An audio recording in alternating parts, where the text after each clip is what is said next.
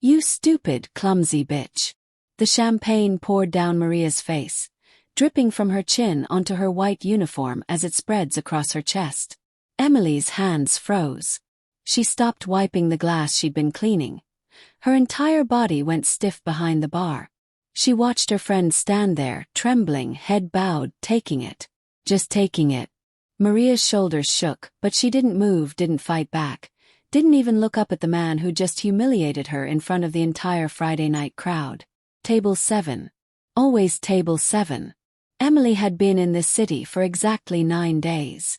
9 days of Maria's warnings. Never go to table 7. I'll handle them. Trust me, Em, you don't want to deal with those men. 9 days of watching expensive suits and cold eyes occupy that corner booth like they own not just the table but the air around it. The man who'd thrown the drink leaned back now, saying something in rapid Japanese to the 3 men flanking him. They laughed. Sharp, cruel sounds that cut through the silence Maria's humiliation had created. Emily's feet moved before her brain caught up. No. The bartender beside her, Brian, grabbed for her arm and missed. Emily, don't.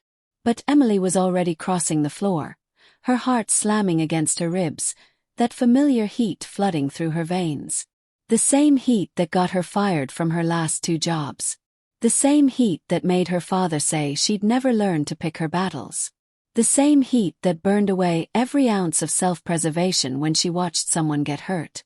She reached table 7 and placed herself between Maria and the man whose cold amusement hadn't yet faded from his angular face. Apologize. Emily's voice came out steady, deadly quiet. The man blinked once, slowly, like a cat deciding whether the mouse in front of it was worth the energy.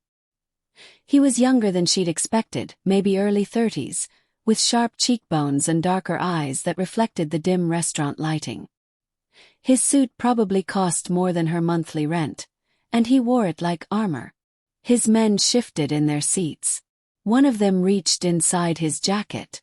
The man at the center raised one finger. Just one. The movement stopped. Then he smiled, tilted his head, and spoke in Japanese. Kanojo wa kichigai ka, shinatai no ka? Is she crazy, or does she have a death wish? His men erupted in laughter again. One of them slapped the table. Another muttered something about American girls and knowing their place. They had no idea she'd spent 14 years in Osaka. That she'd learned Japanese before she'd perfected English. That every word they were saying carved itself into her understanding with perfect clarity. The man continued, still in Japanese.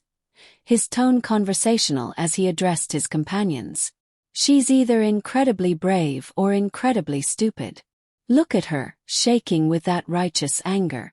Someone should teach her that heroes die young in this city. Emily let him finish. Let the last echo of their laughter fade. Let Maria's quiet sob behind her fuel the fire building in her chest. Then she responded in perfect, Osaka dialect Japanese. Watashi wa kichigai demo shinatai wake demo nai. Anata to anata no otokanachi wa kanojo and I am rubekida. Samanakir ba. Anata tachi and I taika o harawa seru. I am neither crazy nor do I have a death wish. You and your men owe her an apology, or I will make you pay. The silence that fell over table 7 was different from before. Heavier. Dangerous. The man's smile vanished. His eyes locked onto hers, and Emily saw the exact moment his amusement transformed into something else entirely. Something that made her pulse spike for an entirely different reason. He leaned forward slowly, elbows on the table, studying her like she'd just become the most interesting thing in his world. Dadi Omi. Who are you? Before Emily could answer, he waved his hand, and one of his men immediately pulled out a wallet. For the damages to your uniform, he said, switching to English. His accent subtle but present. And for my rudeness. He placed $500 bills on the table. We don't need your money. Emily's hands clenched at her sides. We need your apology. To her face. In English.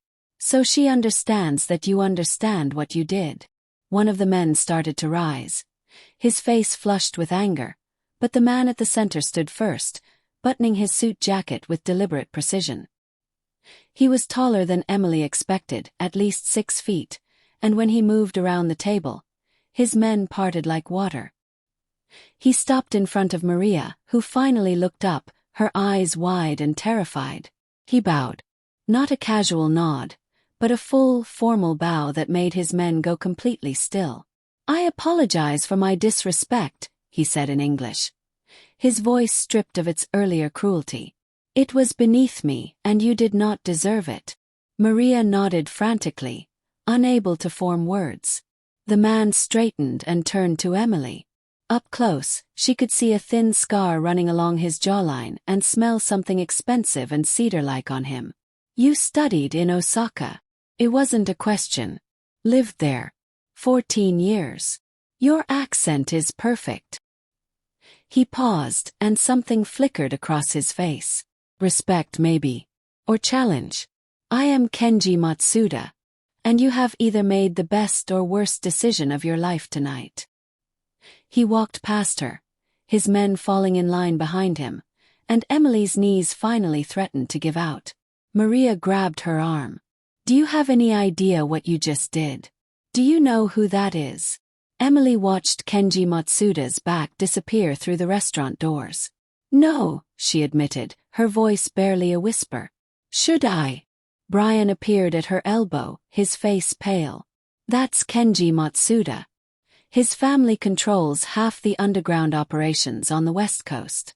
And He swallowed hard. "No one talks to him like that. Ever. No one who wants to wake up the next morning. Hey there, my wonderful friend. How's your day going? I'd love to hear your thoughts on this story so far. Drop a comment and tell me where you're watching from." Emily looked down at her hands. They were shaking now, the adrenaline draining away and leaving behind the cold reality of what she'd just done. But when she closed her eyes, all she could see was the way Kenji Matsuda had looked at her in that final moment before he left. Not with anger, with hunger. The flowers arrived at Emily's apartment at 6 in the morning. Not roses. Not the typical apology bouquet. White camellias, arranged in the traditional Japanese style, with a card that contained exactly 7 words in pristine handwriting. "Courage should always be properly acknowledged." Emily stared at them while her coffee went cold, her stomach twisting into knots that had nothing to do with fear and everything to do with the memory of dark eyes studying her like a puzzle he intended to solve. "Throw them away," Maria said on the phone, her voice still shaky from the night before. "Better yet, burn them." You embarrassed him in front of his men. These guys, they don't forget things like that. The flowers are probably a warning. But Emily couldn't stop touching the delicate white petals, couldn't ignore that in Japanese culture, white camellias meant waiting, longing, adoration. She went to work that night with her heart in her throat. Table 7 sat empty all evening. Emily told herself the relief she felt wasn't disappointment. Told herself she wasn't watching the door.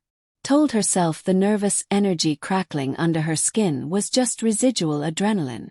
She was lying. "You keep looking at that table like it owes you money," Brian said, sliding beside her at the bar. "He's not coming back, Men like that don't come back after a woman makes them look weak." Emily poured 3 whiskeys for table 12. Her movements automatic. "I didn't make him look weak. I made him accountable. There's a difference. Not in his world." But Brian was wrong. Kenji Matsuda returned exactly 1 week later, on another Friday night, at exactly 9:30. He wore a different suit, charcoal gray this time, and he came alone. He sat at the bar instead of table 7. He sat in Emily's section. Her hands went slick with sweat as she approached, the noise of the restaurant fading into that same strange silence she'd felt the week before. Up close, under the soft bar lighting, she could see the exhaustion shadowed under his eyes, the tension in his shoulders despite his relaxed posture. "What can I get you?" Her voice came out steadier than she felt. "Whiskey. And conversation if you're willing." He met her eyes directly, and Emily saw something there she hadn't expected. Uncertainty. I'd like to apologize properly. Without my men watching. Without the performance. Emily poured the whiskey, her mind racing. Every rational cell in her body screamed at her to stay professional. Stay distant, stay safe. But the same instinct that made her cross that floor last week pulled at her now, whispering that there was more to Kenji Matsuda than the cold man who'd humiliated Maria. Your apology last week seemed pretty proper to me. It was correct. He lifted the glass but didn't drink. But it wasn't honest. I apologized because you forced me to, because you surprised me, because you spoke my language and disrupted my expectations. He paused. I'm apologizing now because I spent this week thinking about why I treated your friend that way, and I didn't like the answer I found. Emily's heart stumbled. What answer did you find? That I've spent so long being the man people fear that I forgot how to be the man my mother raised. He took a slow sip. She would have been ashamed of me. You reminded me of that. The vulnerability in his voice cracked something open in Emily's chest. She recognized that tone. That specific flavor of disappointment with yourself, of knowing you're capable of better but choosing worse because it's easier. She'd heard it in her own voice 100 times. My father always said I'd get myself killed because I can't let injustice slide. Emily started wiping down the bar, needing something to do with her hands. I've been fired twice for telling managers exactly where they could shove their harassment policies. I once punched a guy at a party for spiking a girl's drink. Broke 2 fingers and lost 3 friends who said I overreacted. Did you overreact? No. Emily looked up and found him watching her with an intensity that made her skin warm. But I didn't stop to think about consequences either. I just acted. Same as last week with you. You didn't think about what I might do to you. I thought about what you'd already done to Maria. Kenji set down his glass carefully, precisely, like every movement mattered. In my world, that kind of thinking gets you hurt. But it also. He seemed to struggle with the words. It's the rarest thing I've encountered in 10 years. Genuine moral courage without calculation. Sounds like you need better people in your world. I do. His lips curved into something too sad to be a smile. Unfortunately, my world doesn't attract good people. It attracts useful ones, loyal ones, dangerous ones, but not good ones. Emily should have walked away. Should have ended the conversation and maintained the professional distance Brian kept urgently gesturing at her from across the bar.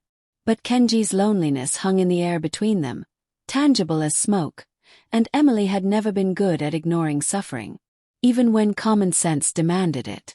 Why do you come here? She asked quietly. To this restaurant, table 7, every Friday. It was my mother's favorite place before she passed. She loved the tempura, said it reminded her of home. His fingers traced the rim of his glass. I keep the table because it makes me feel like she's still here. I bring my men because I can't afford to appear sentimental. Sentiment is weakness in my position. Remembering someone you love isn't weakness. Everything is weakness when you have enemies counting your every breath, waiting for you to drop your guard long enough for them to strike. He finished his whiskey. But I'm tired, Emily. Tired of performing. Tired of cruelty as currency. Tired of being the monster everyone expects. The way he said her name, with that slight accent curving around the syllables, sent electricity down her spine. Then stop being the monster. Emily leaned against the bar, closing some of the distance between them. Choose something different. It's not that simple. It's exactly that simple. Just harder than people want to admit.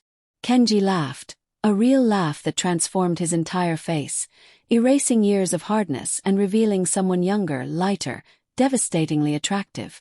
You make it sound easy. I make it sound possible. There's a difference. He stood, pulling out his wallet, but Emily shook her head. On the house. For honest conversation. I can't let you do that. You can't stop me. Emily smiled. What are you going to do, pour champagne on me? The flicker of shame that crossed his face made her immediately regret the joke, but then he smiled back, rueful and genuine. I suppose I deserved that.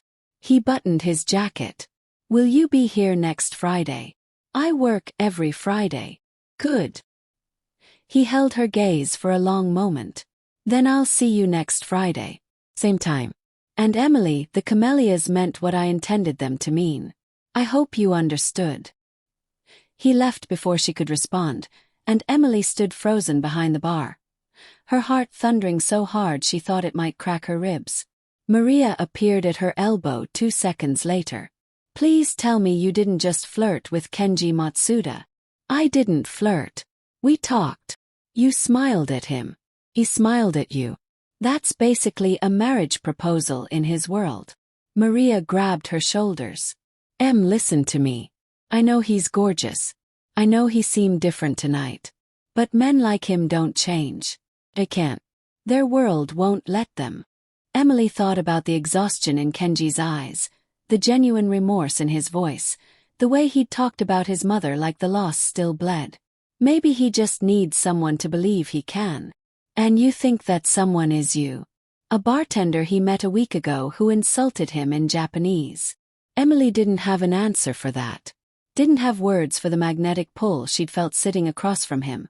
The sense that they were two versions of the same broken thing, trying to figure out how to be whole. She just knew that next Friday couldn't come fast enough. The following week crawled by with agonizing slowness. Emily picked up extra shifts, deep cleaned her apartment twice, and tried not to check her phone every 5 minutes like a teenager with a crush. Because this wasn't a crush. This was danger wearing an attractive face and speaking in vulnerability that felt designed to disarm her. Except it hadn't felt designed. Had felt raw. Friday arrived wrapped in rain and cold wind that made the restaurant feel like a warm refuge. Emily changed into her work clothes with shaking hands, applied lipstick she told herself wasn't for anyone in particular, and arrived 15 minutes early. Kenji walked in at 9:30 exactly. This time he brought someone with him. A tall man with sharp features and calculating eyes who stuck close to Kenji's side like a shadow with opinions. Emily, Kenji said as they approached the bar, and the warmth in his voice made the other man's eyes narrow slightly. This is Hiroshi Tanaka, my right hand and oldest friend. Hiroshi, this is Emily Cardone, the woman I told you about. Hiroshi's smile was polite and completely empty. Ah, the brave bartender. Kenji hasn't stopped talking about you all week. Something in his tone made Emily's instincts prickle, but she smiled back and shook his offered hand. His grip was just a fraction too tight, held just a second too long. All good things, I hope. Interesting things. Hiroshi released her hand. My friend has a tendency to romanticize rebellion. I prefer to see it for what it usually is. Recklessness that gets people hurt. Hiroshi. Kenji's voice carried a warning. I'm simply being honest. Hiroshi's smile never wavered. You value honesty, don't you, Kenji? The tension between them crackled like a live wire, and Emily understood with sudden clarity that her presence had created a fracture in whatever dynamic these two men had maintained for years. Kenji turned to her, and his expression softened. 2 whiskeys. And if you have time later, I'd like to continue our conversation from last week. I'll make time. She poured their drinks and watched them move to table 7, where Hiroshi leaned in close and spoke rapidly in Japanese. Emily was too far away to hear specifics, but she caught enough words to understand the theme. Dangerous. Distraction. Liability. Kenji's response was quiet but firm. She's none of your concern. Everything that affects you is my concern. That's my job. Emily forced herself to focus on other customers, but her attention kept drifting back to table 7, to the way Kenji's shoulders had gone rigid, to the calculating way Hiroshi kept glancing in her direction.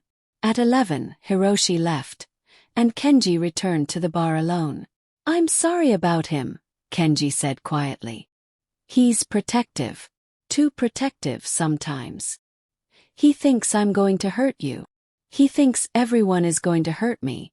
It's what keeps me alive. Kenji met her eyes. But it's also exhausting, being surrounded by people who only see threats and opportunities. Never just people. Emily wiped down the bar, her heart aching at the isolation in his voice. Is that what you see when you look at me? A person. I see someone who risks everything for strangers, who speaks truth when silence would be safer, who looks at a monster and refuses to see anything but a man who could choose better. He reached across the bar, not quite touching her hand, but close enough that she felt the heat of him. I see someone extraordinary, Emily. And that terrifies me more than any enemy ever has. The confession hung between them, vulnerable and dangerous and impossibly tempting. Emily's next words would change everything. She knew it with the same certainty she'd known last week that she couldn't let Maria stand there humiliated and alone. So she made the choice that her father would have called reckless, that Maria would call suicidal, that every rational part of her brain screamed against. She took Kenji's hand. Then I guess we're both terrified together. His fingers closed around hers, warm and solid and trembling just slightly, and Emily watched something fierce and tender bloom across his face. Neither of them saw Hiroshi standing outside in the rain, watching through the window with cold, calculating eyes and a phone pressed to his ear. Neither of them knew that the trust beginning to build between them had already marked them both for destruction. 3 weeks changed everything.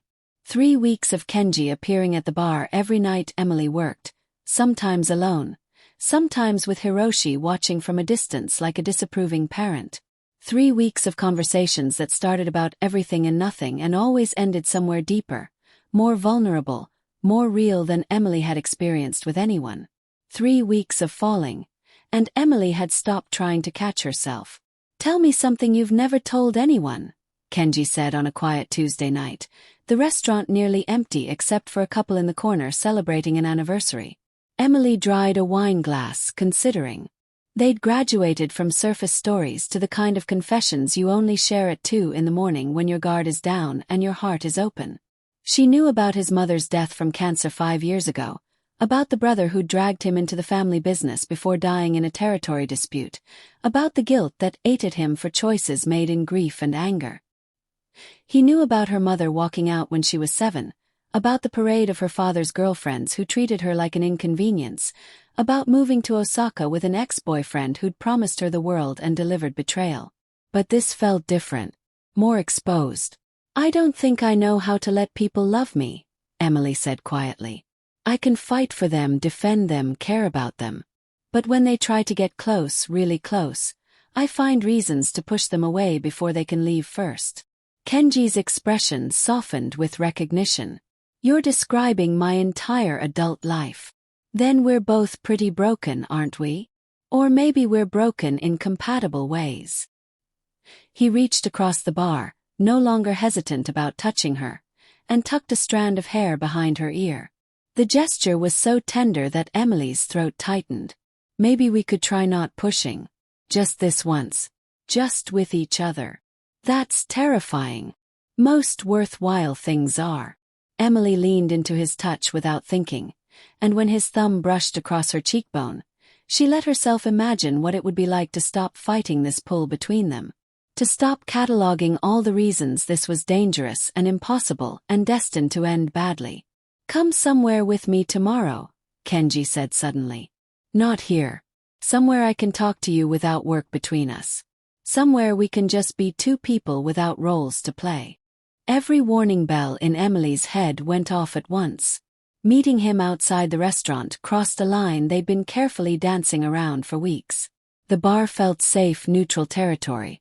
Out there, in the real world, this became something else entirely. Something that couldn't be taken back. Where? She heard herself ask. There's a garden outside the city. Japanese style. My mother used to take me there when I was young, before everything got complicated. His eyes held hers. I want to share it with you. Just you. No Hiroshi. No guards. No performance. Just us. Emily should have said no.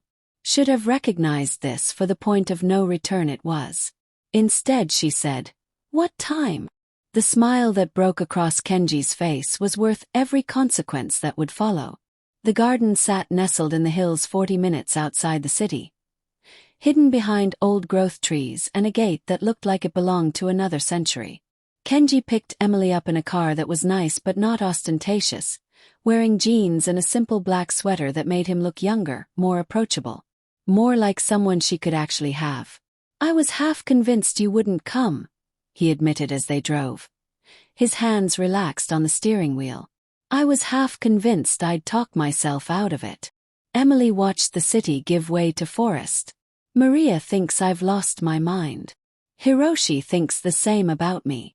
Kenji's jaw tightened slightly.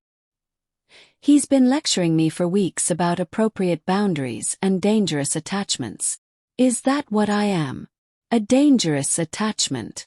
You're the most dangerous thing that's happened to me in a decade." He glanced at her, and the raw honesty in his expression made her breath catch. "Because you make me want things I gave up believing I could have. Normal things. Simple things. A conversation without calculating every word. A connection without ulterior motives.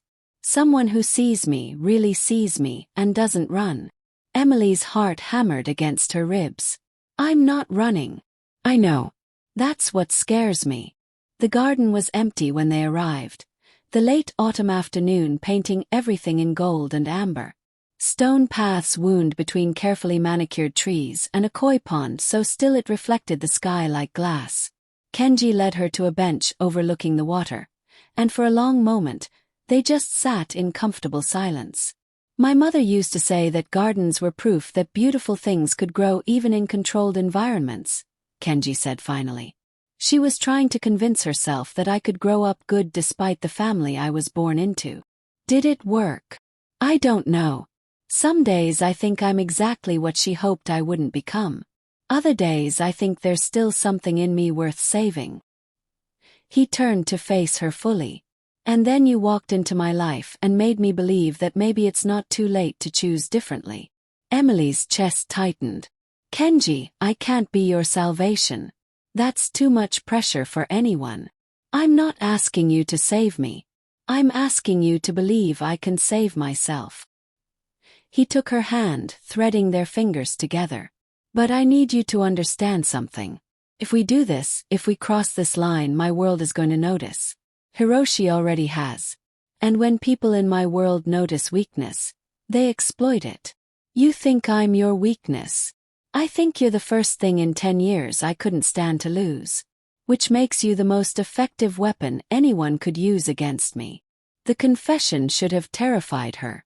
Should have sent her running back to the safety of professional distance and plausible deniability. Instead it made her brave. Emily shifted closer, closing the space between them until she could feel his breath against her lips. "Then I guess we'll both have to be strong enough to protect what we're building." "Emily." Her name came out rough, almost pained. "If I kiss you right now, everything changes. I won't be able to stay away. Won't be able to keep you at a safe distance. I've been trying so hard to do the right thing, to not drag you into my world, but I'm running out of strength to resist this." "Then stop resisting." She kissed him first, closing the final distance, and the moment their lips met, Emily felt the last of her defenses crumble.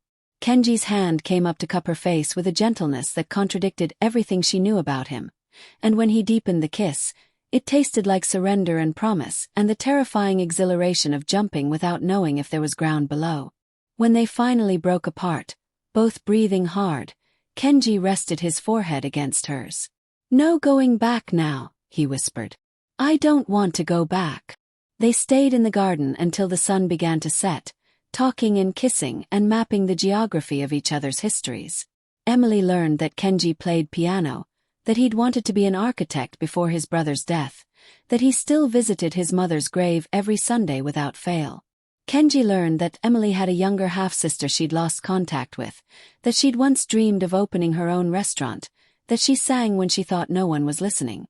It felt like years of getting to know someone compressed into hours, both of them racing against some invisible clock, desperate to memorize every detail before reality crashed back in. Reality arrived in the form of Kenji's phone ringing as they drove back to the city.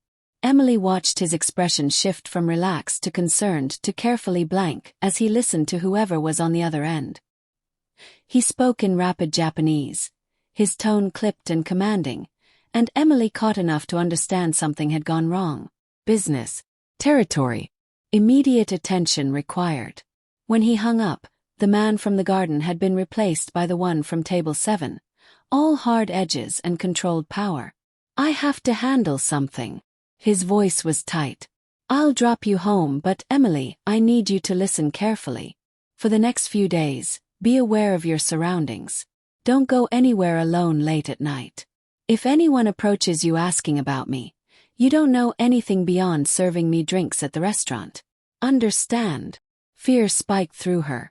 What's happening? Are you in danger? There's been a complication with a business arrangement.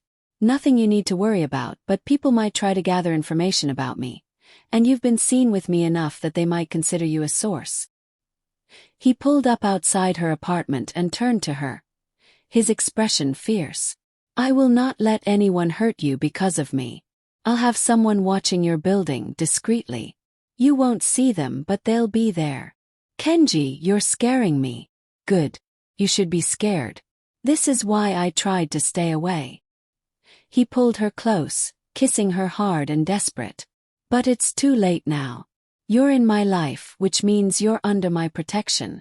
I just need you to be smart and careful while I handle this. He left her on the sidewalk with her heart racing and her mind spinning with questions she didn't have answers to.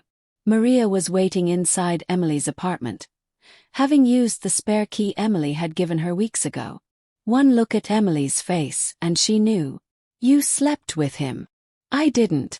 We just talked and kissed and... Emily sank onto the couch. Maria, I think I'm in love with him. Maria sat beside her, pulling her into a hug. You beautiful, brave, stupid girl. Do you have any idea what you've done? Fallen for someone I shouldn't. Again.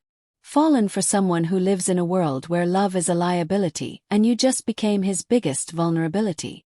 Maria pulled back, her expression serious. Listen to me. I've lived in this city my whole life. I've seen what happens to women who get involved with men like Kenji Matsuda. Best case scenario, you get your heart shattered when he chooses his empire over you. Worst case, you become collateral damage in someone else's power play. He said he'd protect me. He'll try. But there are forces in his world bigger than his good intentions. Emily wanted to argue, wanted to defend what she and Kenji had found in that garden, but fear was already curling through her gut. She'd been so focused on the emotional risk of letting someone in that she hadn't fully processed the physical danger of loving someone with enemies who saw vulnerability as opportunity. Her phone buzzed. A text from an unknown number. He can't protect you from everything. Some battles you'll have to fight yourself. But I'll teach you how, if you're brave enough to learn. Meet me tomorrow 2 p.m. the address below. Come alone. K. Emily showed Maria, who frowned. That doesn't sound like him. No, Emily agreed, unease prickling along her spine. It doesn't. But the next day at 2, Emily found herself at the address anyway. A small training gym in an industrial part of town. She pushed open the door expecting to find Kenji. Instead, Hiroshi stood in the center of the empty space, arms crossed, expression unreadable. He didn't send that text, Emily said immediately. No, I did. Hiroshi moved closer, and Emily fought the urge to step back. Using his initial was dishonest, but I needed you to come, and you wouldn't have met me willingly. What do you want? To give you a choice before it's too late. Hiroshi's expression was hard but not cruel. Kenji is in love with you. Real love, the kind that makes smart men stupid and careful men reckless. And because he loves you, he started pulling back from the business. Making decisions based on becoming the man you see instead of the man he needs to be to survive in our world. That's not my fault. Isn't it? You encouraged him. Made him believe he could be different. Hiroshi's voice rose slightly. Do you know what happens to men in his position who show weakness? Who let emotions cloud their judgment? They get overthrown. By rivals, by subordinates, by anyone hungry enough to take what they've built. And when Kenji falls, everyone around him falls too. Including you. Emily's hands clenched at her sides. So what, you want me to leave him? Break his heart to save him? I want you to understand the stakes. This isn't some romance where love conquers all. This is survival. And right now, you're making him vulnerable. Hiroshi's expression shifted, and for just a moment, Emily saw genuine concern beneath the hardness. I've known Kenji since we were teenagers. I've kept him alive through wars and betrayals and attacks that should have killed him. But I can't protect him from himself. From the choices he's making because he's trying to be worthy of you. Maybe those choices are making him better. Better doesn't matter if he's dead. The blunt words hit Emily like a slap. Before she could respond, her phone rang. Kenji's name flashed on the screen. She answered, keeping her eyes on Hiroshi. Hello. Emily, where are you? Kenji's voice was tight with barely controlled panic. I just got word that Hiroshi might try to contact you to convince you to leave me. Please tell me you didn't meet with him. Emily's stomach dropped. I'm with him now. At a gym on 4th Street. The silence that followed was terrible. I'm 5 minutes away. Don't leave. Don't let him manipulate you. Kenji's voice cracked slightly. Please, Emily. Just wait for me. He hung up, and Emily looked at Hiroshi, whose expression had gone carefully neutral. He's going to be furious with me, Hiroshi said quietly. But I had to try. Because when this ends badly, and it will, I want to know I did everything I could to prevent it. You're supposed to be his best friend. I am his best friend. Which is why I'm willing to have him hate me if it keeps him alive. Hiroshi moved toward the door. But I can see you won't listen. You love him too, don't you? Enough to think love is enough. Emily didn't answer.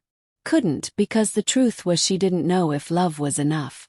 Didn't know if anything was enough against the weight of Kenji's world pressing down on them. Kenji arrived in a screech of tires and barely controlled fury. He stormed into the gym, taking in the scene, and Emily watched something dangerous flash across his face when he looked at Hiroshi. You used my initial to lure her here. It wasn't a question. Yes. You deliberately went behind my back to interfere in my personal life. To protect you from yourself. Hiroshi stood his ground. Someone has to. Get out. Kenji's voice was deadly quiet. Get out before I do something we'll both regret. Kenji listened to reason. Out. The word echoed through the empty gym. Hiroshi looked at Emily one last time, something almost like pity in his eyes, and left without another word. Kenji turned to Emily, and she watched him physically force himself to soften, to breathe, to come back from whatever edge Hiroshi had pushed him toward. Did he threaten you? Kenji's hands hovered near her shoulders, like he was afraid to touch her. Did he hurt you? No. He just tried to convince me that loving you was going to get us both killed. He's wrong. Is he? Emily looked up at him, really looked, and saw the exhaustion, the fear, the desperation of a man trying to hold too many pieces together. Kenji, I need you to be honest with me. Completely honest. What are we doing? What is this? Because it feels like we're building something beautiful on a foundation that's crumbling. And I don't know how to protect what we have when I don't even understand the threats. Kenji pulled her close, wrapping his arms around her like he could shield her from the world through proximity alone. You want honesty. Here it is. I'm falling apart trying to figure out how to keep you safe and keep you in my life. Every instinct I have says to push you away, to protect you by making you hate me. But I can't. I'm too selfish, and I love you too much. Emily's breath caught. You love me. Completely. Desperately. Probably have since you stood up to me in perfect Japanese and refused to back down. He pulled back to look at her. And because I love you, I need you to make a choice. Right here, right now. You can walk away. I won't follow. Won't contact you. I'll make sure you're protected and safe, but I'll let you go. Or you can stay, knowing that my world is dangerous, that there will be threats and fear and moments like this where everything feels impossible. But I promise you if you stay, I will spend every day trying to be worthy of your courage. Emily's heart felt too big for her chest. This was it. The point of no return. The choice that would define everything that followed. She thought about Maria's warnings, about Hiroshi's concern, about every rational reason to walk away. Then she thought about Kenji in the garden, vulnerable and hopeful. About his mother teaching him that beautiful things could grow anywhere. About the way he looked at her like she was the answer to questions he'd stopped asking. I'm staying, Emily whispered. I'm scared out of my mind, but I'm staying. Kenji kissed her like she'd given him something more precious than safety, more valuable than power. Like she'd given him hope. Neither of them saw Hiroshi in the car across the street, phone pressed to his ear, making a call that would set everything in motion. Neither of them knew that the choice to stay would cost them more than either could imagine. But in that moment, wrapped in each other and the fragile belief that love could be stronger than fear, they were happy. The last moment of uncomplicated happiness they would have for a very long time. The next 2 weeks felt like living in a dream that was slowly curdling into a nightmare. Kenji carved out time for Emily like his life depended on it. Quiet dinners in his penthouse where he cooked traditional Japanese dishes his mother taught him.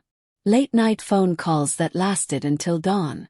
Stolen afternoons where they pretended the outside world didn't exist. But the outside world was pressing closer. Emily noticed the SUV that followed her to work. Noticed the way Kenji's phone rang at all hours with problems that left him tense and distracted. Noticed Hiroshi's absence. Conspicuous and deliberate. He hasn't spoken to me in 12 days, Kenji admitted one night. His head in Emily's lap as she ran her fingers through his hair. 12 days of silence from someone who's been my brother for 15 years. Maybe he just needs time to accept this. Accept us. Or maybe he's planning something. Kenji's voice was hollow. Hiroshi doesn't sulk. He strategizes. 3 days later, Emily understood what Kenji meant. She was closing the restaurant alone, Maria having left early with a migraine, when 2 men in expensive suits walked in 5 minutes past closing time. We're closed, Emily said, her hand instinctively moving toward her phone. We're not here for drinks. The taller one smiled, cold and professional. We're here to deliver a message. You're dating Kenji Matsuda. That makes you leverage. Emily's blood went cold. Get out. We will. But first, you should know that your boyfriend's empire is crumbling. He's distracted, weak, making mistakes. His rivals are circling. And when they move against him, everyone he cares about becomes a target. The man placed a photo on the bar. Emily in Kenji's car. Emily entering his building. Emily kissing him in the garden. You want to protect him. Disappear. Because as long as you're in the picture, he's trying to be someone he can't afford to be.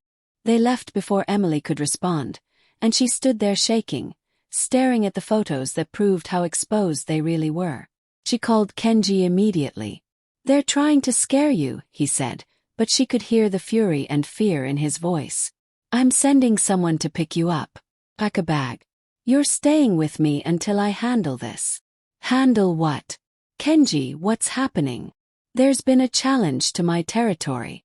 Someone's making moves, trying to exploit what they see as weakness. They think you're my vulnerability. His voice hardened. They're about to learn what happens when they threaten what's mine. Emily moved into Kenji's home that night, a sprawling modern house in the hills with security that made her apartment look like a cardboard box. For 3 days she barely saw him. He was handling business, managing threats, doing things Emily knew better than to ask about. On the 4th day, Hiroshi appeared. Emily was reading in Kenji's study when he walked in without knocking. His expression unreadable. He's not here, Emily said, setting down her book. I know. I came to see you. Hiroshi sat across from her. I owe you an apology. I underestimated you. How generous. I thought you'd break under pressure, run when things got dangerous. But you're still here, and Kenji is fighting harder than I've seen him fight in years. Hiroshi leaned forward. So I was wrong. You're not making him weak. You're making him fierce. Emily's defenses stayed up. Why does this sound like it's leading somewhere? Because I need your help.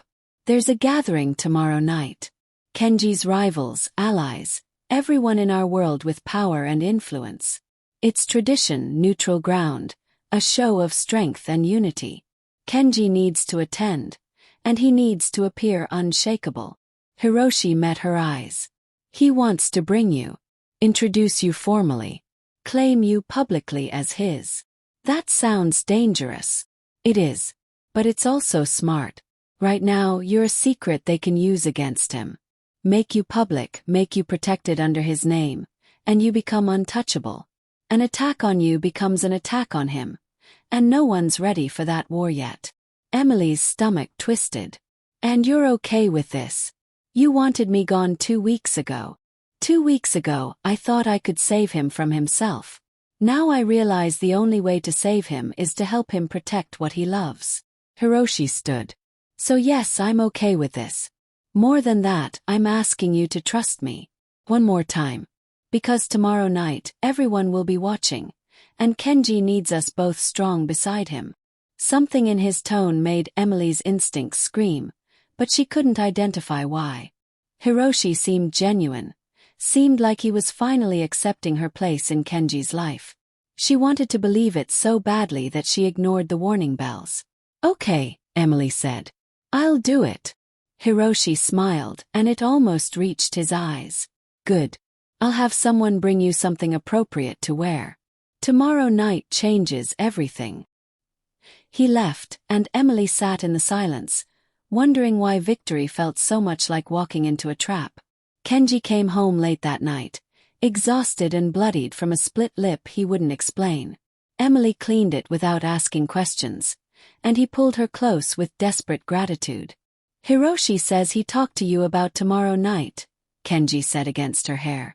He did. I said yes. You don't have to do this. It's going to be intense, and once we do this, there's no hiding anymore. Everyone will know you're mine. Emily pulled back to look at him. Is that what I am? Yours. Only if I'm yours too. He kissed her softly. I love you, Emily.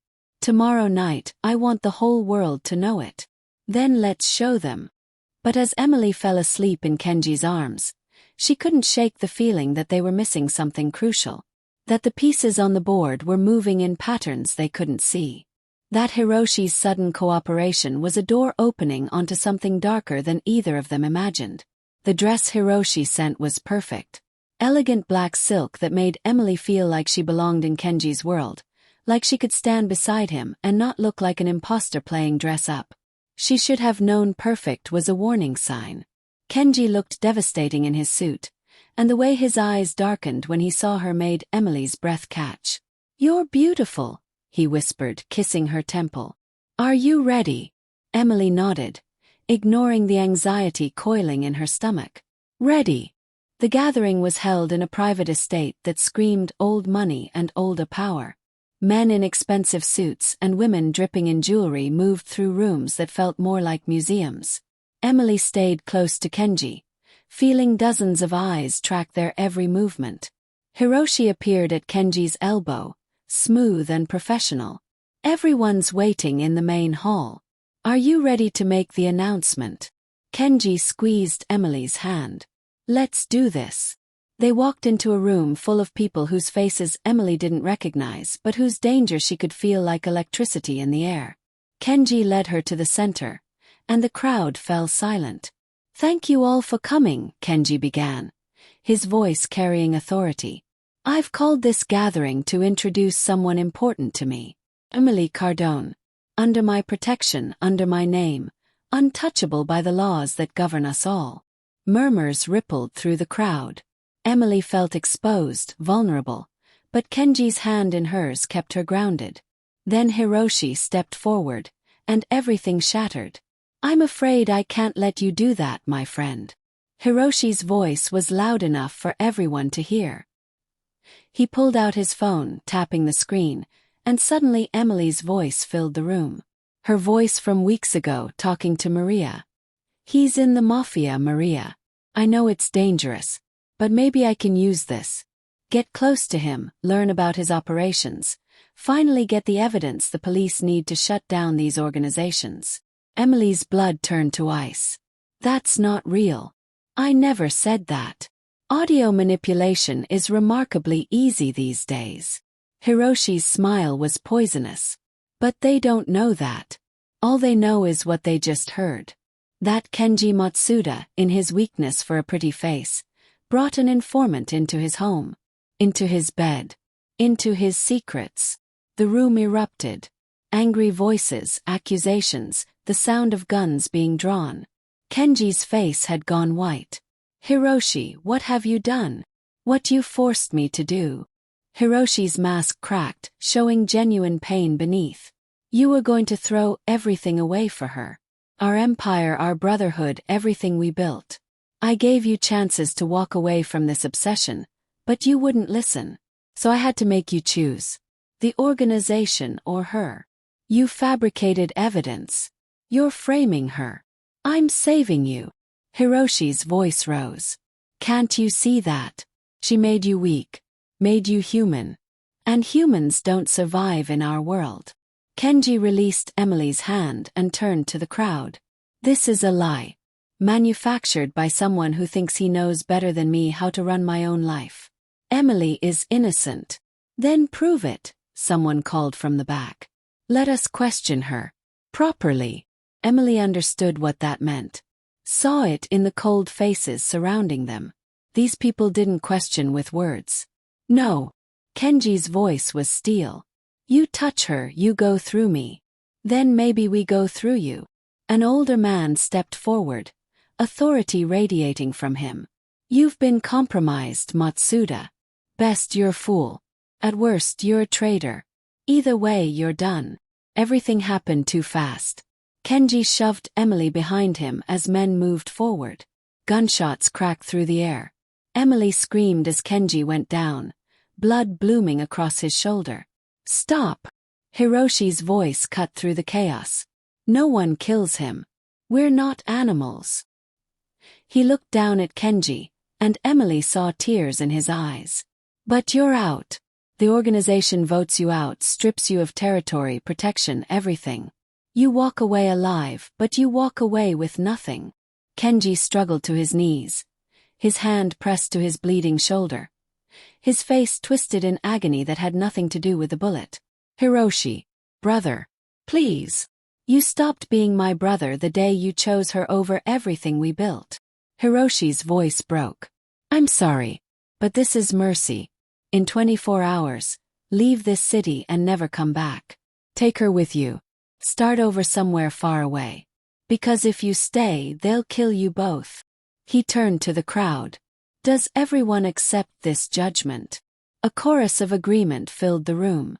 Emily dropped beside Kenji, her hands shaking as she tried to stop the bleeding.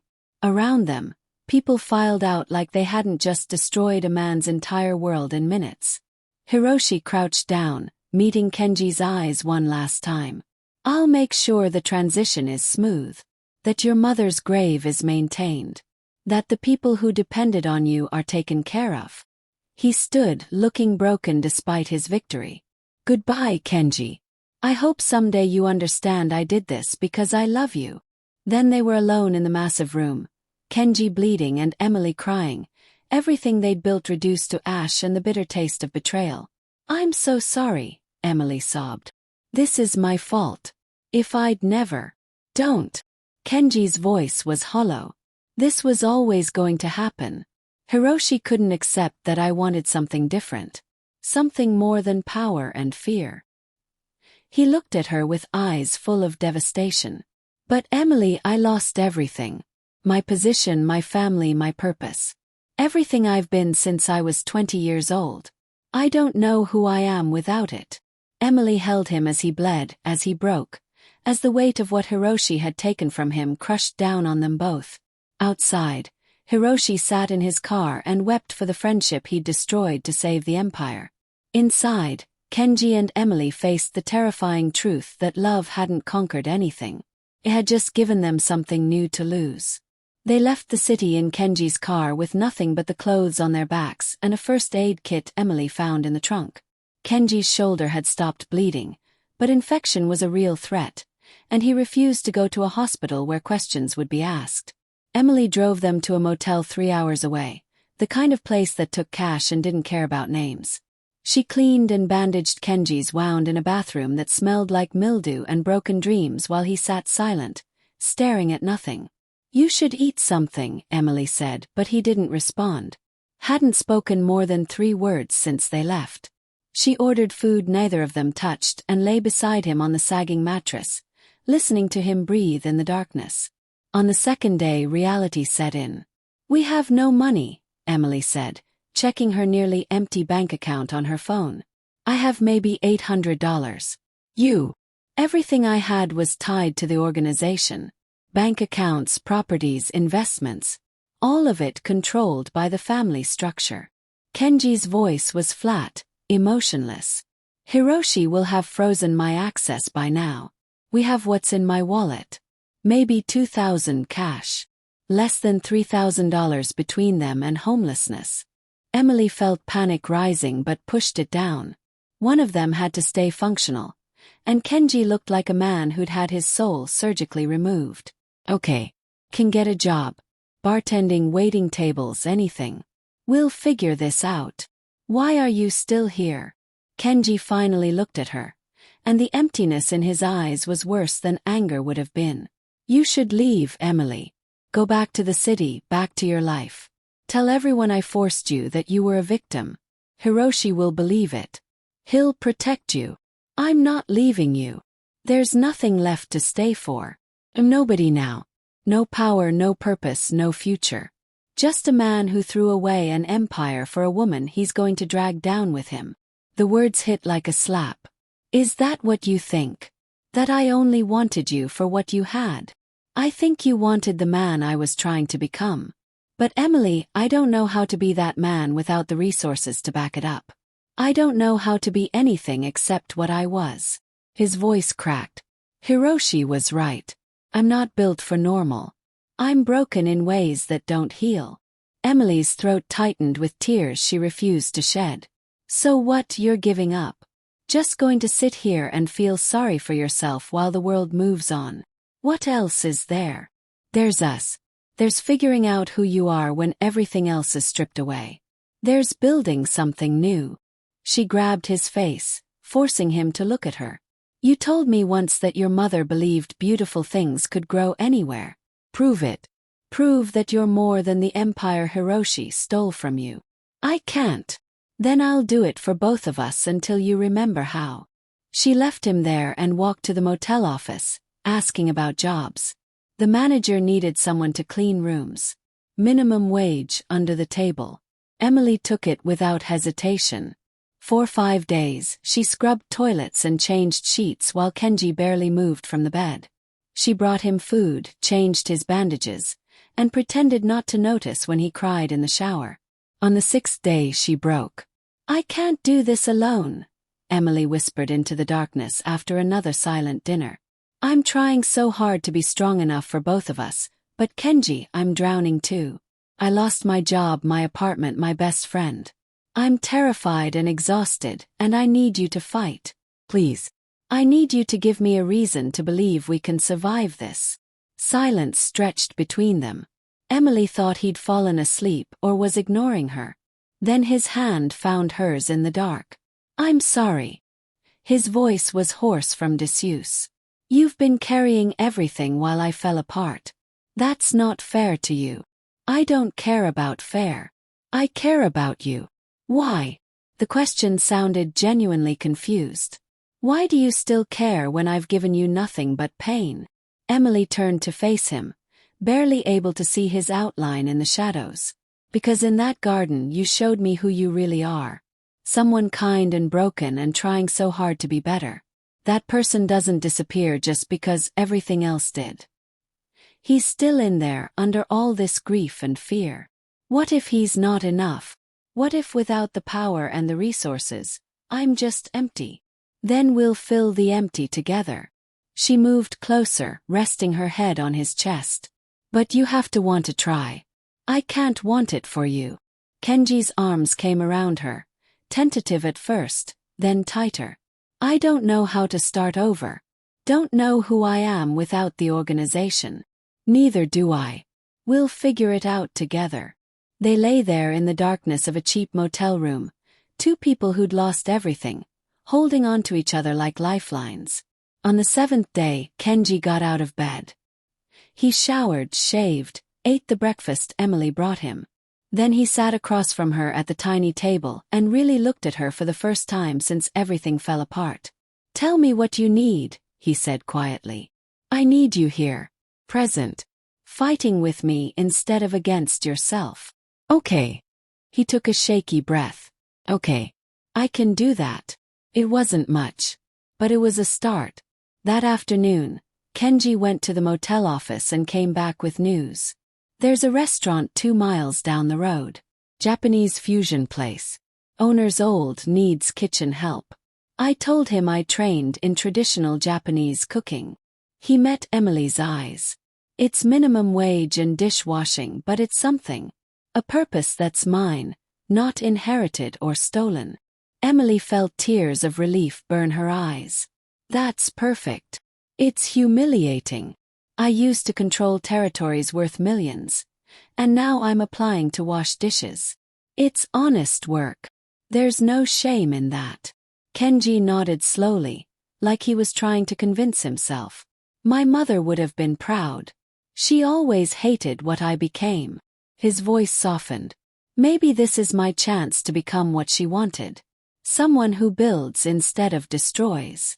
Maybe it's your chance to become what you want. That night, they made love for the first time since everything shattered. It was different than before, desperate and tender and tinged with the grief of everything they'd lost. But underneath the sorrow, Emily felt something new taking root. Oh, fragile and small but real.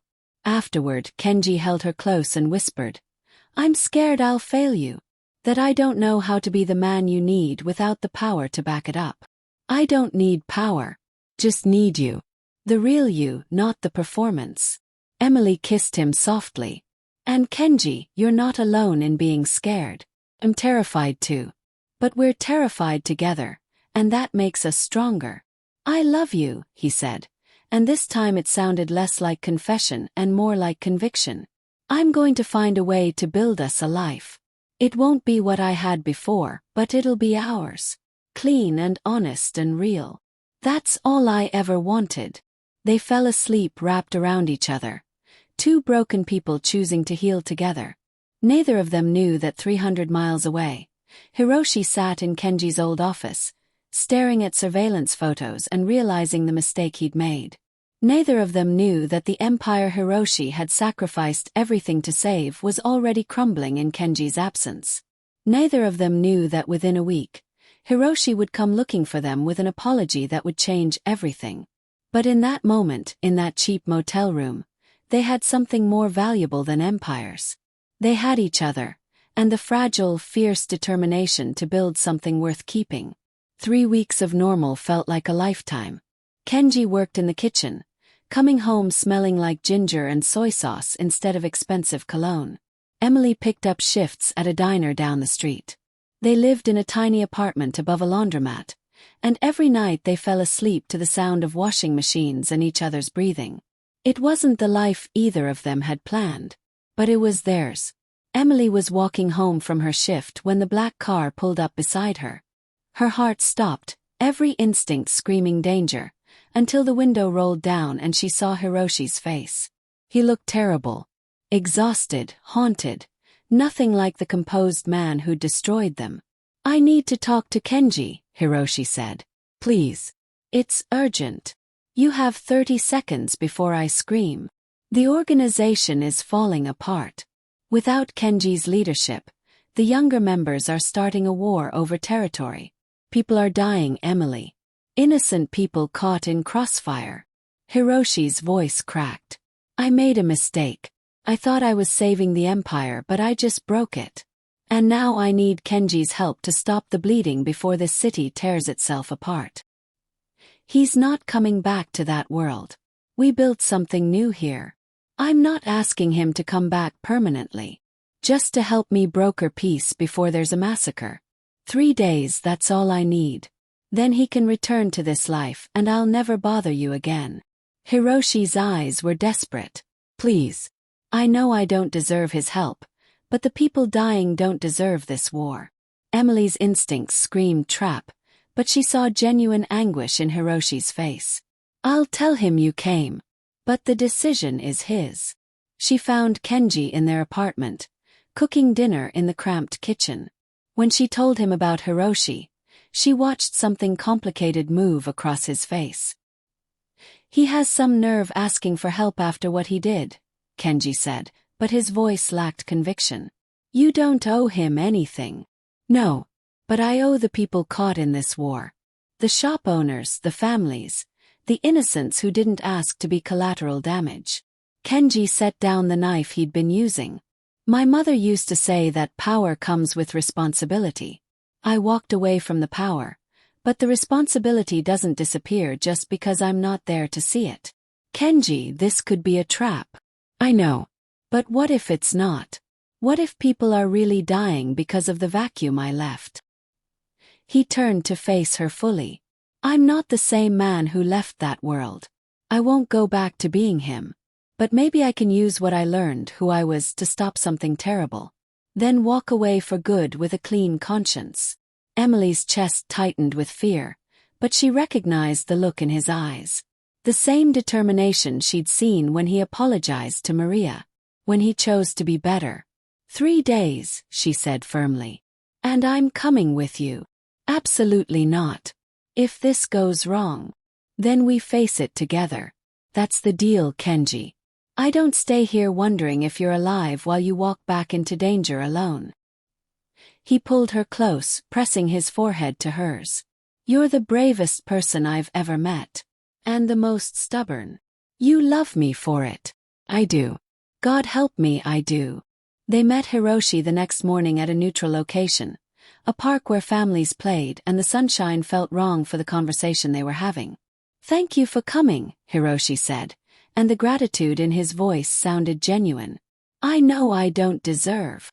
You don't, Kenji cut him off. But we're not doing this for you. What's the situation? Hiroshi laid it out. 2 factions fighting for control, escalating violence, a major confrontation planned for 3 days from now that would turn into a bloodbath. You're the only one both sides respected. If you broker the peace, they'll listen. And after? What happens to Emily and me? You disappear again. I'll make sure everyone knows you're permanently out, untouchable, gone. You get your quiet life. Hiroshi hesitated. It's the least I can do after destroying your last one. Kenji looked at Emily, a silent question in his eyes. She nodded. 3 days, Kenji said. Then we're done. Forever. The next 72 hours were a blur of tense meetings and careful negotiations. Kenji moved through his old world like a ghost, commanding respect but refusing to reclaim power. Emily watched him navigate the politics with a wisdom he hadn't possessed before, balancing strength with compassion. He'd learned something in their weeks of normal life. How to lead without cruelty. How to be strong without being feared. On the 3rd day, both factions agreed to meet. Neutral ground, no weapons, Kenji as mediator. Emily waited in a hotel room while Kenji went to the meeting. Her stomach twisted in knots. Hiroshi stayed with her, an awkward silence between them. I really am sorry, Hiroshi said finally. For everything. The fake recording, the betrayal, all of it. I thought I was protecting him, but I was just afraid of losing my best friend to someone who made him want to be different. You did lose him. Just in a different way. I know. Hiroshi's voice was hollow. And I'll spend the rest of my life regretting it. Emily's phone rang. Kenji's name flashed on the screen. It's done, he said, and she could hear the exhaustion and relief in his voice. Peace is brokered. I'm coming to get you, and then we're leaving this city for good. I love you, Emily whispered. I love you too. This is it, Emily. A real beginning. No more past, just future. He hung up, and Emily felt tears of relief streaming down her face. They'd survived. They'd actually survived. Hiroshi stood. I'll go make sure the transition is smooth, that everyone understands Kenji's permanently out. You two should pack. He left, and Emily started throwing their few belongings into a bag, her hands shaking with adrenaline and joy. 30 minutes passed. Then an hour. Kenji should have been back by now. Emily called his phone. No answer. Called again. Nothing. Fear replaced joy, cold and sharp. She ran down to the lobby, scanning for Kenji's car, and saw nothing. Her phone buzzed. A text from an unknown number with an attached photo. Kenji, unconscious, tied to a chair in what looked like a warehouse. The message below read, "The younger faction didn't want peace. They wanted a message. You took everything from us when you left. Now we take everything from you. You have 2 hours to come alone or he dies. The address is below." Emily's world tilted. This wasn't Hiroshi's betrayal. This was someone else, someone who'd used the peace meeting to grab Kenji. She had 2 hours to save the man she loved, and no idea how. But as she stared at that photo, something crystallized inside her. Kenji had spent weeks learning to be strong without power. Now it was her turn. She'd walked into his world once before armed with nothing but courage and perfect Japanese. Time to do it again. But this time the stakes weren't just pride. They were everything. Emily called Hiroshi. No answer. Called again, her hands shaking so badly she could barely hold the phone. On the third ring he picked up. Emily. What's wrong? They have Kenji. The younger faction. They want me to come alone or they'll kill him. Silence. Then, send me the address. Don't go yet. I'm coming to you. He arrived in 15 minutes, his face grim. This is Takashi's crew. Young, angry, trying to prove themselves. They blame Kenji for destabilizing everything when he left. I don't care about their reasons. I care about getting him back. If you go in there alone, they'll kill you both. Hiroshi met her eyes. But if we're smart, we can use the one thing they're not expecting. What's that? You. Hiroshi pulled out his phone. They think you're just some girl Kenji fell for. They don't know you speak Japanese. Don't know you've got a spine of steel. Don't know you're the reason he became stronger instead of weaker. Understanding dawned. You want me to go in wired. Gather evidence while you get people in position. No. I want you to go in and do what you do best. Tell the truth so fiercely they have no choice but to listen. Hiroshi's expression softened. Kenji told me once that you changed his life by refusing to back down. Maybe you can do it again. Emily's heart hammered. And if I can't, then I'll have backup ready to storm in. But Emily, I think you're more powerful than you know. 20 minutes later, Emily walked into the warehouse alone. Her phone in her pocket on an open line to Hiroshi. Kenji was tied to a chair in the center, blood trickling from a cut above his eye. When he saw her, panic flooded his face. Emily, no. Why did you come? Because I love you, you idiot.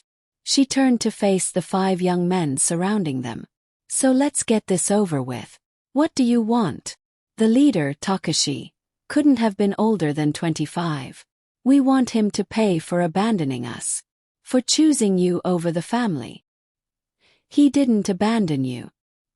He chose to stop being the monster you wanted him to be. Emily stepped closer, her fear transforming into the same righteous anger that had started this whole journey. You're angry because without him, you realized you don't know how to lead. You only know how to destroy. And that's terrifying, isn't it? Shut up. But Takashi's voice wavered. He spent his whole life being what everyone expected. Brutal, powerful, feared. And it made him miserable. Emily's voice rang out clear and strong. I didn't make him weak. I reminded him he could choose to be human. That's what scares you. Because if he can walk away, it means you can too. It means all of this, the violence and the fear, it's a choice. And you're choosing wrong. You know nothing about our world. I know enough. I know you're standing here with a good man tied to a chair, trying to prove you're strong by hurting him. That's not strength. That's cowardice. She switched to Japanese, her Osaka dialect perfect. Anatatachi wa jibanji nani o shite kawakata nai. Karo kizitsukuru koto da. Nani imoshomi dekanai. You don't know what you're doing. Hurting him proves nothing. Takashi's eyes widened. You speak fluently. And I understand more than you think. Emily moved to Kenji, placing herself between him and the guns. So here's what's going to happen. You're going to let us walk out of here. Not because you're afraid of retribution, but because deep down you know this is wrong. We can't just let you go. We'll look weak. You'll look wise. There's a difference. Emily's voice gentled. Kenji made peace between the factions today. Real peace. You can honor that and build something better, or you can kill us and start a war that will destroy everything. Your choice. The silence stretched thin and dangerous. Then Kenji spoke, his voice rough but steady. Takashi, I trained you myself when you were 17. You were loyal, smart, capable. You still are. But leadership isn't about vengeance. It's about knowing when to fight and when to let go. You let go. You abandoned us. I chose life over death, love over fear. And I'd make the same choice 1,000 times. Kenji looked at Emily with such tenderness it made her chest ache. She didn't make me weak. She made me brave enough to want something better. Takashi's hands shook on his gun. Emily could see the war in his eyes, youth and anger battling against doubt. Let them go. The voice came from the doorway. Hiroshi stepped in alone, hands raised. I was the one who forced Kenji out. I fabricated evidence, manipulated the situation, destroyed his position. Your anger should be aimed at me, not them. Hiroshi, don't, Kenji said. It's time I faced consequences for my actions. Hiroshi moved closer to Takashi. I spent 15 years as Kenji's right hand. I thought I was protecting him by removing his weakness. But I was wrong. Emily isn't his weakness. She's his salvation. And I was too blind to see it until I destroyed everything. Takashi looked between them, confusion replacing anger. So what, we just let everyone walk away? Pretend none of this happened? No. You let us walk away, and you choose what kind of leader you want to be. The kind who rules through fear, or the kind who earns respect. Hiroshi's voice was steady. I'll stay. Help you transition the organization properly. But they're done. Permanently. And you'll leave them alone, or you'll answer to me. The standoff lasted an eternity. Then Takashi lowered his gun. Get out. All of you. And if I ever see you in this city again, the mercy ends. Hiroshi cut Kenji's bonds, and Emily helped him stand. They moved toward the door, every step feeling like it might shatter the fragile peace. At the threshold, Kenji turned back. Thank you, Takashi, for choosing wisely. Outside, in the cool night air, Kenji pulled Emily into his arms and held her like he'd never let go. You walked into an armed warehouse for me. You're absolutely insane. I learned from the best. She pulled back to look at him. Are you okay? I am now. Hiroshi emerged a moment later, looking older somehow. They'll honor the agreement. You're free. Kenji extended his hand. Thank you. For what you did in there. Hiroshi gripped it, tears shining in his eyes. It doesn't erase what I did to you. But maybe it's a start. He looked at Emily. Take care of him.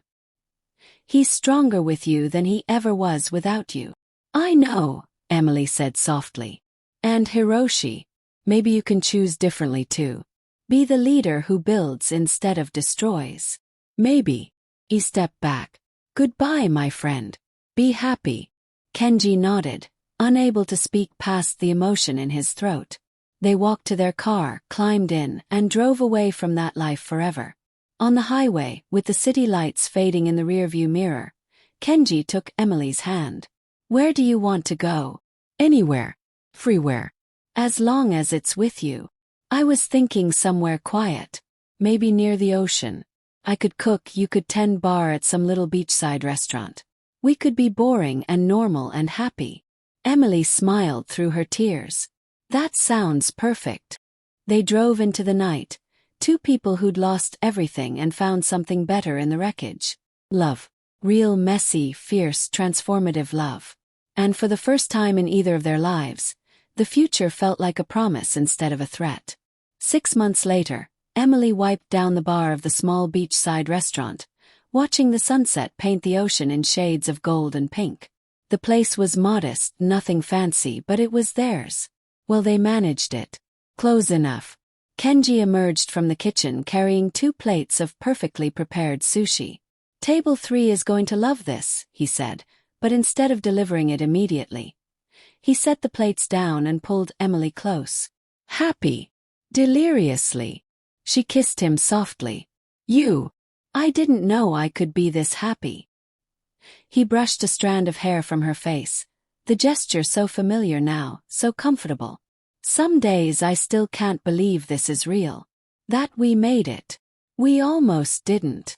But we did. That's what matters. The restaurant door chimed and they broke apart. Kenji delivered the sushi while Emily returned to prepping drinks for the evening rush. It wasn't glamorous work, but it was honest. Clean.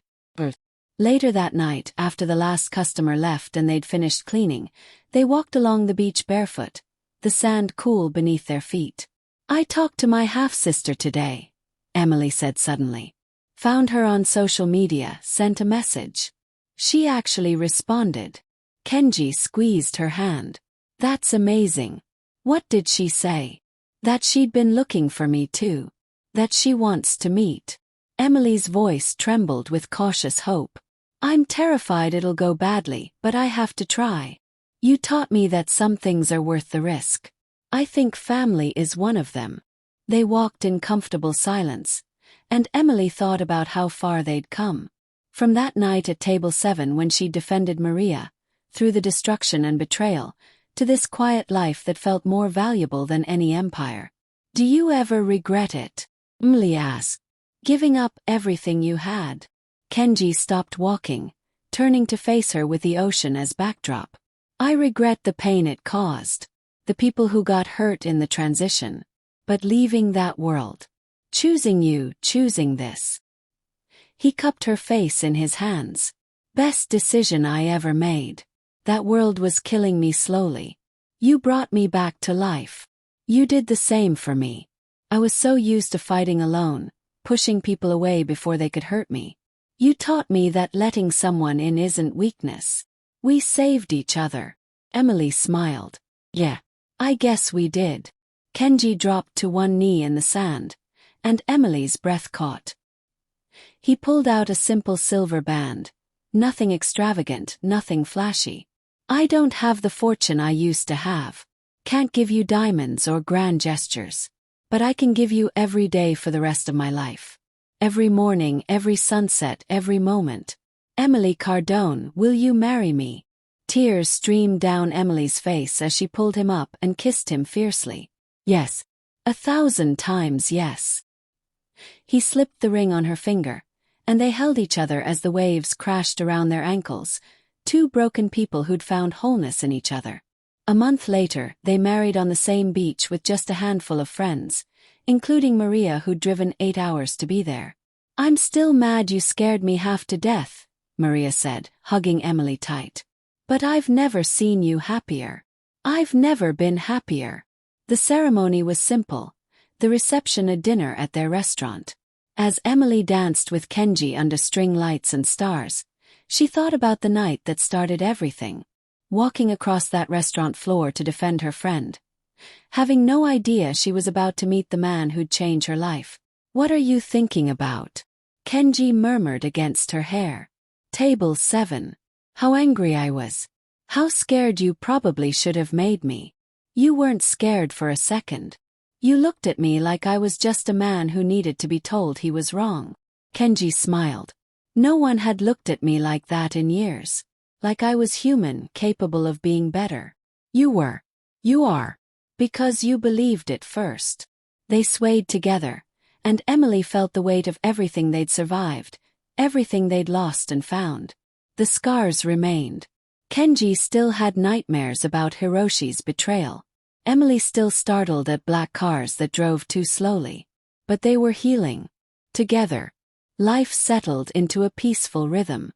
Work, home, stolen moments on the beach. Emily reconnected with her sister, a tentative relationship that grew stronger with time. Kenji started teaching cooking classes on weekends, finding joy in passing on his mother's recipes. 1 year after they left the city, a letter arrived. No return address, but Emily recognized the handwriting immediately. Hiroshi. She debated throwing it away unopened, but curiosity won. Inside was a single page. Kenji, I hope this finds you well and happy. The organization has stabilized under new leadership. Young but learning. I'm stepping back, trying to find my own path forward. I don't expect forgiveness, but I wanted you to know that watching you choose differently gave me the courage to do the same. You were right. There's life after that world. I'm trying to find mine. Be well, old friend. H. Emily showed Kenji that night. He read it twice, his expression complicated. Do you want to respond? Emily asked. Maybe someday. Not yet. He folded the letter carefully. But I hope he finds what he's looking for. Peace, redemption, whatever he needs. That's generous of you. You taught me that holding on to anger only poisons yourself. I'm choosing to let it go. Another 6 months passed. Emily discovered she was pregnant on a Tuesday morning, the test shaking in her hands as joy and terror warred inside her. Kenji cried when she told him, pulling her close and whispering thank you over and over like a prayer. We're going to be parents, Emily said, wonder in her voice. We're going to raise a child with love and honesty and all the things we had to learn the hard way. We're going to be so much better than what we came from. We already are. On a quiet Sunday morning 2 years after everything fell apart and came back together, Emily stood in their small kitchen watching Kenji teach their 6-month-old daughter how to feel the texture of rice. The baby grabbed handfuls, laughing, and Kenji's face held such pure joy it made Emily's chest ache. This was everything. Not power or wealth or empire. Just this. Love in its simplest, truest form. Her phone buzzed. A text from an unknown number. Congratulations on the baby. She's beautiful. You built something worth protecting. Kim. Emily's blood ran cold. She looked out the window but saw only their quiet street, morning sun, normalcy. She deleted the text and said nothing to Kenji. Maybe it was Hiroshi checking in. Maybe it was someone from the old world, a reminder that the past never fully released its grip. Or maybe it was just Kenji's old contact information somehow still active, a glitch, nothing sinister. Emily chose to believe the latter, chose peace over paranoia. But that night, as she locked the doors and checked the windows, she held her daughter a little tighter and whispered a promise into her soft hair. We'll keep you safe. No matter what. The world your parents came from will never touch you. Kenji appeared in the doorway, watching them with such tenderness. Everything okay? Emily looked at her husband, her daughter, their small beautiful life built from the ashes of everything they'd lost. Everything's perfect, she said. And in that moment it was. Whatever shadows lingered in the distance, whatever ghosts remained from their past, they'd face them the way they'd faced everything else. Together. Thank you for joining us on this emotional journey. If this story touched your heart, please like, comment, and subscribe for more powerful narratives. Share your thoughts below. Where are you watching from? What did you think of Emily and Kenji's story? Your comments mean the world. Until next time, remember that sometimes the bravest thing we can do is choose love over fear, and redemption over revenge.